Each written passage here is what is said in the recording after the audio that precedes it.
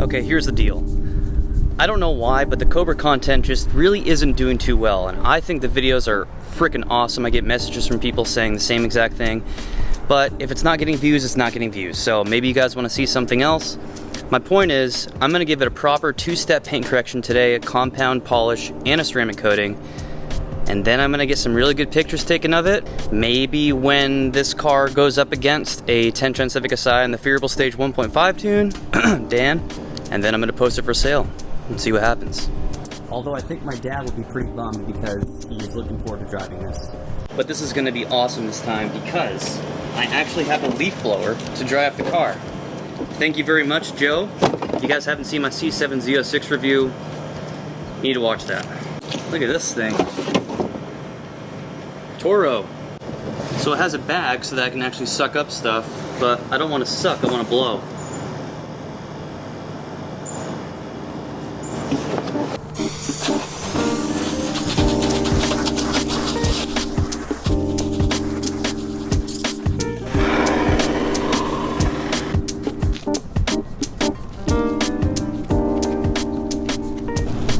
So a few days ago, I made a community post on YouTube and I asked people what they would like to see to replace the Cobra. A lot of mixed answers, but more than anything, people wanted to see the Honda S2000. The problem with that is I'm going to use the money from selling this and, you know, maybe some extra if I have to from YouTube to buy the next car. And you guys also have to keep in mind that I will be getting the 2022 Toyota GR86 this fall, literally as soon as I can get my hands on it. Well, Vivian and I. So because of that, I have to consider what my channel is going to look like 6 months into the future. I'm going to have 3 cars. I'm going to have the Type R. The Type R will never go anywhere. It is never leaving. It's not going anywhere. Second car will be the 2022 GR86, which I am going to boost as soon as possible. So, all you guys saying, get the 400D, it's slow. Guys, I'm gonna fix it. It's okay. And then my third car, let's say I did have an S2000 as a third car. Yeah, that's a hot car. A lot of people get a lot of views. It's a fun car to have. I would like to have one. But, you know, all the things kind of line up, except they are wildly overpriced right now, like incredibly overpriced, to the point where it makes me want to smash my head through the wall. And if I had an S2000 and the GR86, those kind of overlap, which nothing really wrong with that, but I don't know. I don't know if that would work.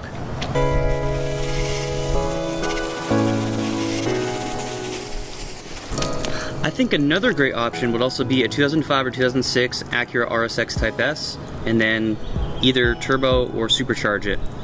That would be a lot of fun, and I would really enjoy doing that. I've always wanted an RSX Type S. I remember looking for one in high school when my Bonneville got totaled. I think I was only 16, and my parents thought it was like some super fast car, and they weren't gonna let me get one.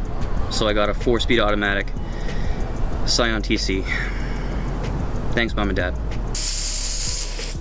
That was one of those things where right after I bought that Scion, a bunch of people asked me, all the guys asked me, is it a 5-speed, is it a 5-speed, is it a 6-shift? And every single time I was like, no, no, no, no, I got an automatic. Like every single time I would respond to that, I was like, this actually, I really messed up, because I should have gotten a 5-speed. That would have been a lot cooler. I'll continue that in a minute, but I want to show you guys this first. The hydrophobic properties on this car right now are absolutely trash. I mean, to be expected. It's 24-year-old paint, no ceramic coating. It probably got awful wax jobs its entire life due to all the swirls. But look at the hood. This right here, that is just terrible. You can tell the paint definitely needs some polishing, and it needs a really good coating, which I am going to do in just a few minutes.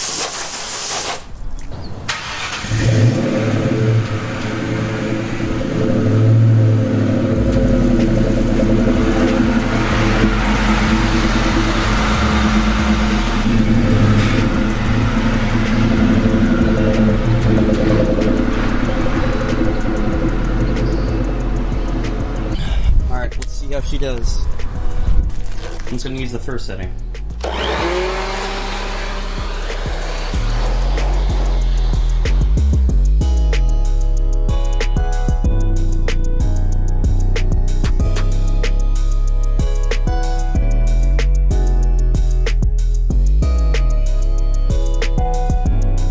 I just noticed, I think I'm going the wrong way.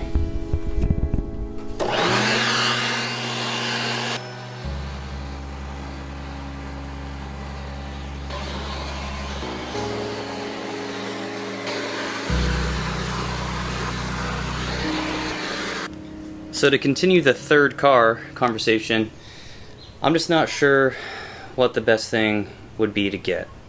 I think an RSX Type S, a nice blue one, 05 or 06, oh my god, that would be amazing. And you know what? It wouldn't be the end of the world if I got a high mileage one, because let's say I get one with like 120,000 miles, and I boost it, and it blows up shortly after. Well, that's a bunch of extra content because I can engine swap it. I am going to do some racing commentary videos very soon. I have so many people that sent me their races. But one person that I can literally just go to his Instagram and check out all the races he posted there is my old tuner of my 9th gen, Josh Arandia at Yosh Tuned. He probably has the fastest street legal RSX in the Dallas area. So he will definitely be a good resource if I do get an RSX.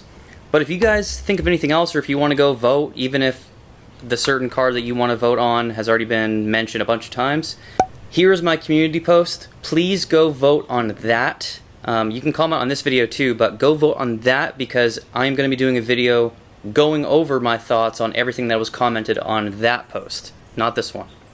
We'll figure it out, guys. We'll figure it out. I'm going to get right to it. As always, I'm using Meguiar's Ultimate Compound. You can literally just get this stuff at Walmart. I'm using Meguiar's cutting disc and a Bauer DA polisher. Oh my god. Charlie, you're fine.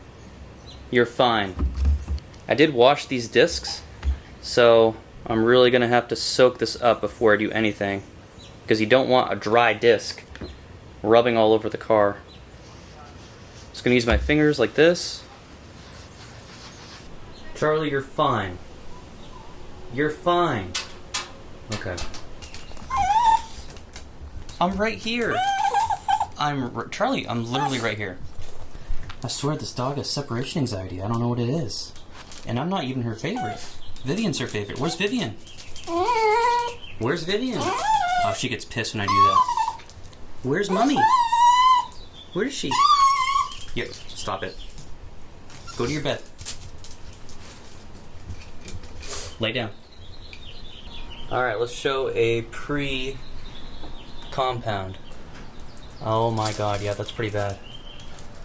So since this is a super old car and I don't really know how much clear coat is actually on this, I'm not going to go too hard on the compounding. I'm probably going to do 2 passes, and then I'm really going to focus on the polishing, because I don't want to cut too deep into the clear coat.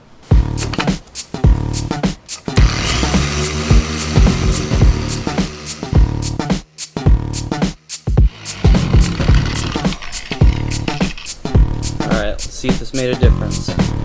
I used a little too much, but that's because I really had to soak that disc so that it wasn't, damaging the paint.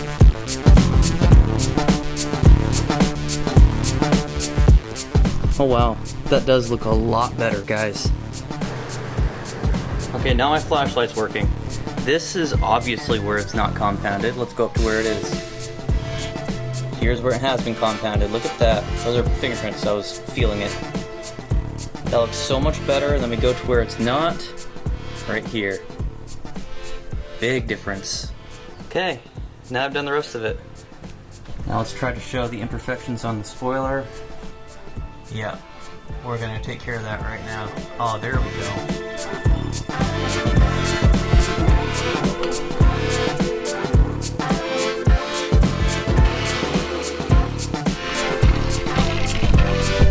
Oh, that's an amazing difference.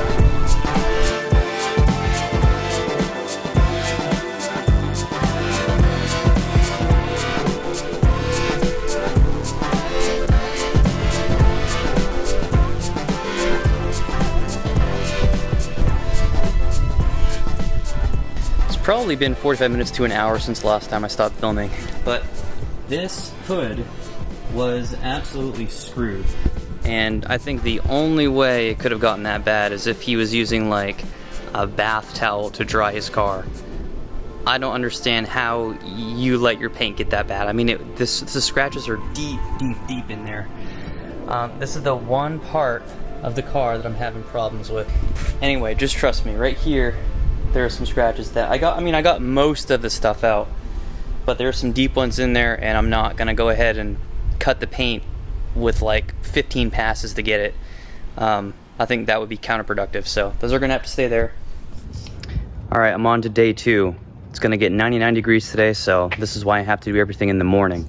But the compounding is completely finished. That hood is such an enormous difference. This car is looking nice. There's some compound there I didn't wipe off too well, but that's okay. So the paint is in such good condition now that I don't even think I'll be able to get it on camera like a good before and after from compounding to polishing. So I'm just gonna kind of blaze through this, and then we'll get to the coating. And obviously tonight, this might be going up against a stage 1 Civic Si. And when that happens, you know, obviously I'll take some good pictures and stuff like that. Same thing here with this polishing disc. This is Meguiar's. This disc is phenomenal. I love it. But this is also freshly washed. And I watched a bunch of Pan the Organizer's videos on YouTube, and he'll show you how to properly wash microfiber towels, how to wash, you know, cutting discs and stuff like that. This whole rear section right here has been polished. You can go a little more with the polishing as opposed to the compounding because the polish is very, very easy to get off. But I wiped off a little bit so far, and that looks, dude, it looks really good. I don't know if you can see that, but there are a couple deep scratches that are just not going to come out. That's okay. I want to show you guys this.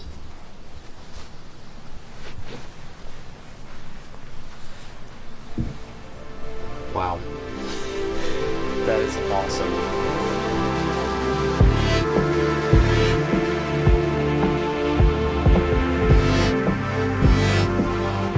You really don't need all that much polish. This should be plenty for the spoiler.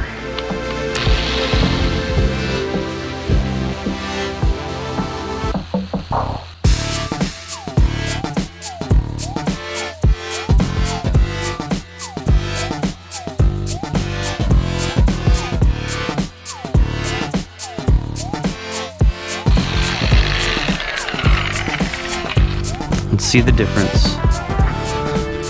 Wow. Oh my god. Guys, I'm not kidding. This is incredible. Holy smokes. There's some, I should have done a better job compounding right here, but that's much better than before. Before, the whole entire, every square inch of the spoiler was covered in swirls.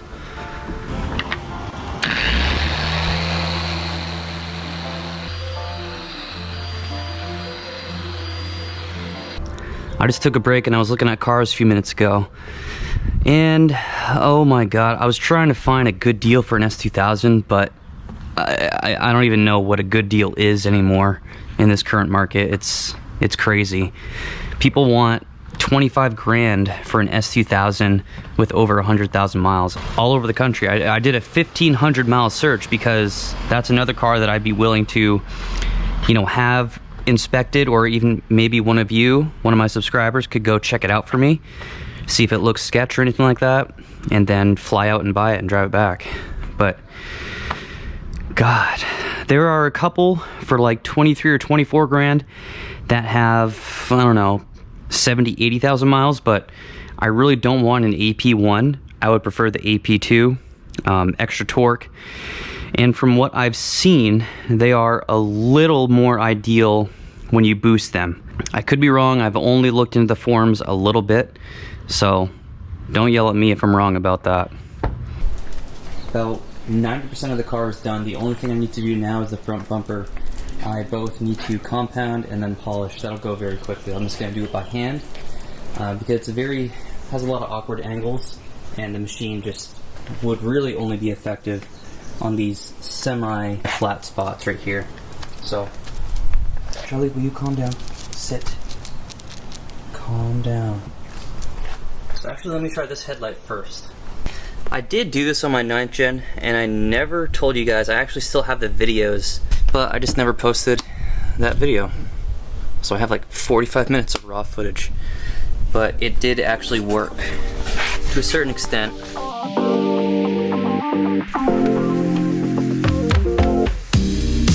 Oh wow, I can feel the difference.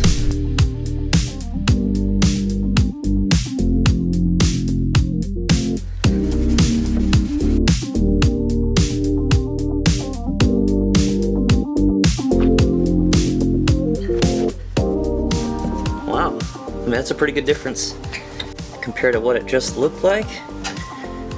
What the f are these things right here? These are dumb. Wow, much better. Not perfect. This one actually doesn't look that bad. Okay, before I ceramic coat, I need to do one more thing to make sure that I'm as thorough as possible. I'm going to pull the car out into the sun right here, and then I'm going to do a 2-towel method. One is going to be a lightly damp microfiber towel. That's going to make sure that I get everything off. Oh, it's going to be mixed with 50% isopropyl alcohol. And then the other towel is just going to be a brand new dry microfiber towel. And I'm going to immediately follow it and make sure the paint is 100% ready for the ceramic coating. But I have to do this quick because it's warming up, and you shouldn't be doing this in, I don't know, anything over like 80 degrees, I think, and it's 79 degrees.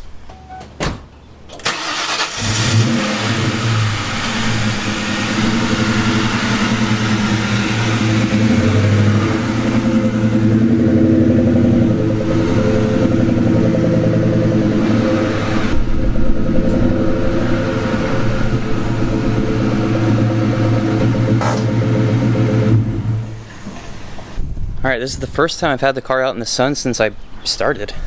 Let's see how good of a job I really did. So we're going to see some streaks right there.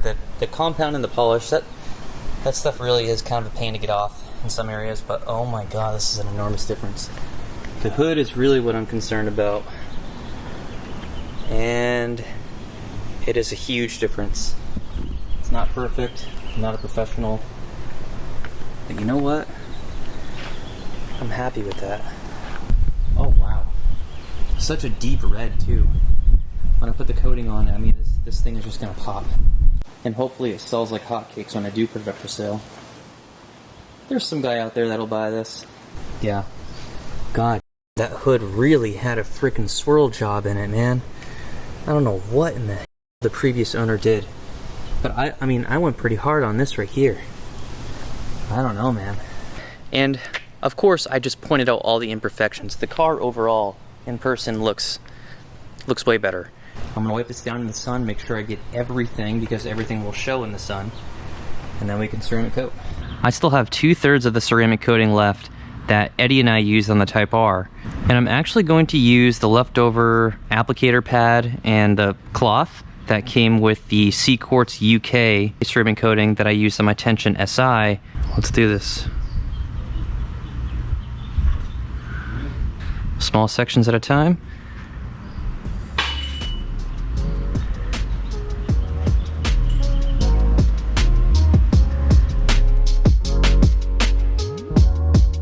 It's already hazed over. Let's wipe it off. You guys aren't going to be able to see that, but this looks so much deeper than this right here. I can clearly see where it stopped. That's awesome.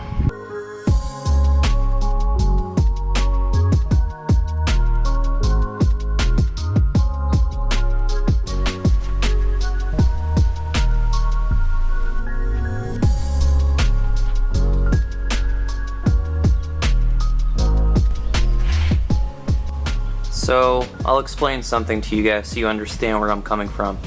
Probably 75 to 80% of you watching right now are Honda people.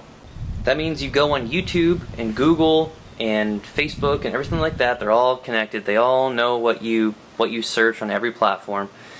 You go on those platforms and you search Honda Civic SI, TRL, downpipe install, Civic Type R. You type in stuff like that. You search stuff like that. YouTube knows that, and they know that when I post a Type R video, you are more inclined to watch it. It has a higher click-through rate, you know, those videos for the most part get more comments, they just have more interaction. And then, since a lot of my subscribers are Honda people, when I post the Cobra video, it doesn't do as well. Not a lot of people click on it, so the click-through rate goes down, which brings my overall channel click-through rate down. So for the Cobra content specifically, what that does is YouTube stops pushing the Cobra content out to the majority of my subscribers, at least the people who don't watch the Cobra videos. And then what it does is it starts pushing it out even less and less and less. Because you can see that my first Cobra video had the most views, and literally every single Cobra video since has like 1,000 or 2,000 less views consistently. And that is creating a huge problem, because now when I post a Type R video, because my average channel click-through rate has gone down, YouTube won't push out my Type R videos as much anymore. So I had somebody message me on Instagram like a week ago, and he said, "Hey man, I like your recent video," or something like that. Also, your videos weren't showing up on my feed for like 3 weeks. So that is the problem that this car is causing right now. That's why it's got to go. You know, I had heard bad things about the YouTube algorithm screwing over people like this, because this Cobra content's really good, and I don't care what anyone says. I make really good videos with it. There are plenty of people who would watch the Cobra content in the world. There are plenty of people in the world. But because I've accidentally put myself into like the JDM hole, which is great, I'm not complaining about that.